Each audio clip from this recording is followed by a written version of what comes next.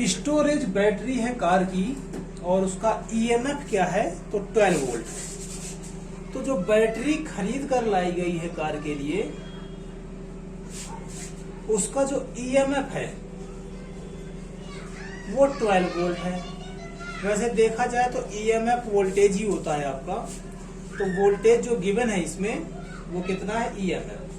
तो ईएमएफ पर जो 12 वोल्ट है वो कब के लिए कहा जाएगा, जब इसमें कुछ लोड हम नहीं लगा रहे हैं, इस बैटरी के साथ हम कुछ लोड नहीं लगा रहे हैं, तब के लिए इसका क्या है 12 वोल्ट है। लेकिन यदि हम इसमें कोई लोड लगा देते हैं तो इसका जो है वो 12 वोल्ट नहीं रहेगा।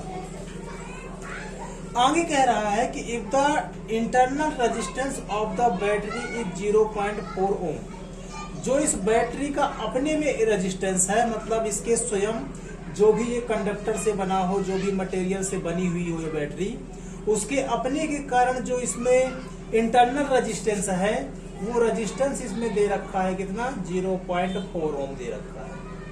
हमसे पूछा है कि मैक्सिमम करंट कितना ड्रॉ होगा बैटरी से।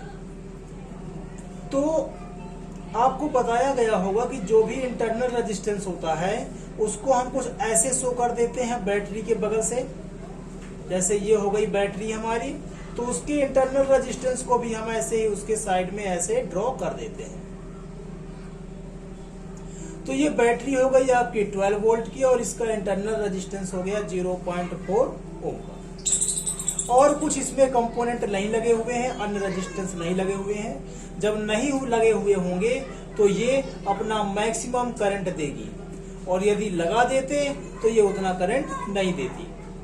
तो इसमें कोई भी डिवाइस नहीं लगी हुई है तो ये ऑटोमेटिक क्या देगी आपका मैक्सिमम रेजिस्टेंस करंट देगी। और जो करंट मैक्सिमम होगा तो आपने फार्मूला पढ़ रखा है, ओम्स लॉ में आपने पढ़ा था I = V/R। तो इसके लिए हो जाएगा EMF/R, जिसको हम अधिकतर कुछ इस तरह से डिनोट करते हैं, E नोट करके डिनोट करते हैं। तो इसी को हम लिख सकते हैं E0/R। तो E0 कितना हो गया आपका 12 वोल्ट हो गया, और जो R है वो R कितना हो गया इसमें 0.4 एम हो गया। सॉल्व करेंगे इसको, तो इसको सॉल्व करने पे कितना आएगा आपको पता है, पॉइंट हटेगा 0 लगेगा और 4 3 जा अर्थात 30 एम्पियर ये आए। ये तो आपका क्वेश्चन हो गया जो कंप्लीट हो गया, आपका यही आंसर है 30 एम्पियर ही आपका क्या हो जाएगा आंसर हो जाएगा। कुछ और बातें कर लेते हैं इसके बारे में, डिस्कस कर लेते हैं। तो क्या है वो कि मैक्सिमम करंट, शायद आप समझ रहे होंगे मैक्सिमम करंट की बात क्यों कह रहा है, क्योंकि इसमें हमने कोई अन्य कंपोनेंट नहीं लगाया है।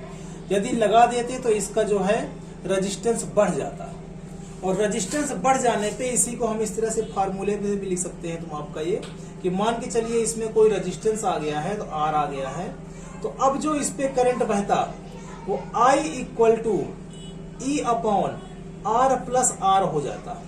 ये R कौन सा है, ये वाला इंटरनल रेजिस्टेंस, और ये R कौन सा होगा ये वाला, अर्थात ये R+R हो जाता।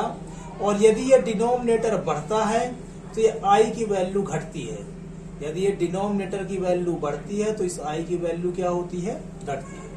तो यदि कोई कंपोनेंट इसमें लगा हुआ होता, कोई रेजिस्टेंस इसमें लगा हुआ होता, तो ये क्या हो जाता, इसका करंट कम हो जाता।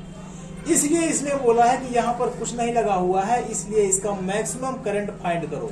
और मैक्सिमम करंट फाइंड करने के लिए हमने यहाँ पर कोई डिवाइस नहीं लगाई, अर्थात यहाँ पर R की वैल्यू को ले लिया हमने 0, और जब R की वैल्यू को 0 ले लेंगे तो यही फार्मूला हो जाएगा आपका सिर्फ R, और वही R हमने यहाँ पर यूज किया है।